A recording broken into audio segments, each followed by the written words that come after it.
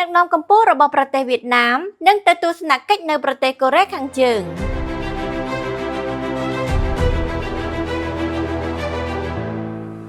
យើងតាមសារព័ត៌មាន Channel New Asia បានឲ្យដឹងថាប្រមុខបកកុម្មុយនីសវៀតណាមលោកតូឡាំនឹងធ្វើដំណើរទៅកាន់ប្រទេសកូរ៉េខាងជើងនៅសប្តាហ៍នេះបើយើងតាមការប្រកាសរបស់រដ្ឋាភិបាលវៀតណាមនិងប្រព័ន្ធផ្សព្វផ្សាយរដ្ឋរបស់កូរ៉េខាងជើងនៅថ្ងៃទី6 ខែតុលាដែលជាការសម្គាល់នៅដំណើរទស្សនកិច្ចលើកដំបូងរបស់មេដឹកនាំវៀតណាមទៅកាន់ប្រទេសដែលឯកោមួយនេះក្នុងរយៈពេលជិត20ឆ្នាំដំណើរទស្សនកិច្ចនេះធ្វើឡើងចំពេលដែលកូរ៉េខាងជើងរៀបចំពិធីព្យុហយាត្រាយោធានៅថ្ងៃទី10 ខែតុលាដើម្បីអបអរខួប80ឆ្នាំនៃការបង្កើតបកពលករដែលកំពុងកាន់អំណាចរដ្ឋាភិបាលក្រុងហាណូយបានឲ្យដឹងថាដំណើរទស្សនកិច្ចរយៈពេល3ថ្ងៃរបស់លោកឡាំនឹងចាប់ផ្ដើមនៅថ្ងៃទី9 ខែតុលាក្រសួងការបរទេសវៀតណាមបានបញ្ជាក់ពីរបាយការណ៍របស់ប្រព័ន្ធផ្សព្វផ្សាយរដ្ឋកូរ៉េខាងជើង KCNA ដែលបន្ថែមថាដំណើរទស្សនកិច្ចនេះធ្វើឡើងតាមការអញ្ជើញរបស់មេដឹកនាំកូរ៉េខាងជើងលោកគីមចុងអ៊ុនជាមួយគ្នានោះដែរមន្ត្រីវៀតណាមម្នាក់បាននិយាយថារដ្ឋមន្ត្រីការពារជាតិវៀតណាមត្រូវបានគេរំពឹងថា